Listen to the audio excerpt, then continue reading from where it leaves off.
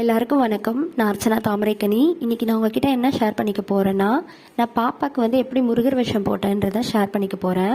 அதுக்கு நான் பெருசாக செலவெல்லாம் எதுவும் பண்ணலை. வீட்டில் இருந்த டூல்ஸ் வச்சு தான் நான் பண்ணிக்கிட்டேன். ஆல்ரெடி நாங்கள் பாப்பாவுக்கு வந்து கிருஷ்ணர் வேஷம் போட்டிருந்தோம். அதோட கிரீடம், மணி, செட்டப் இது எல்லாமே அப்படியே வீட்டில் இருந்துச்சு. அதை அப்படியே யூஸ் பண்ணிக்கிட்டேன். இப்போ நம்மளுக்கு எக்ஸ்ட்ரா வேண்டியது வந்து ஒரு ட்ரெஸ்ஸு, அப்புறம் முருகருக்கு வந்து மெயின் இதுவே வேல்.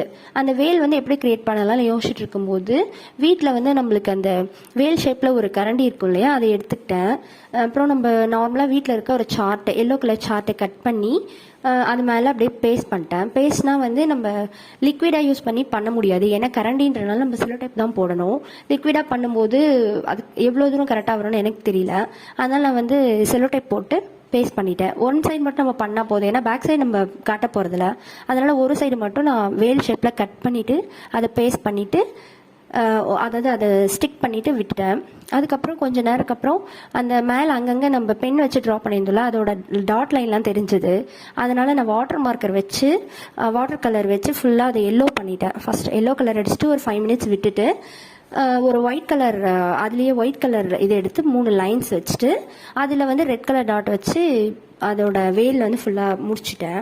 வேல் வந்து 5 நிமிஷத்துக்கு ஆயிரத்துக்குள்ளாரியே பாப்பாவுக்கு வந்து நான் ட்ரெஸ் எல்லாம் பண்ணி கிரீடம் இதெல்லாம் வச்சு ரெடி பண்ணிட்டேன்.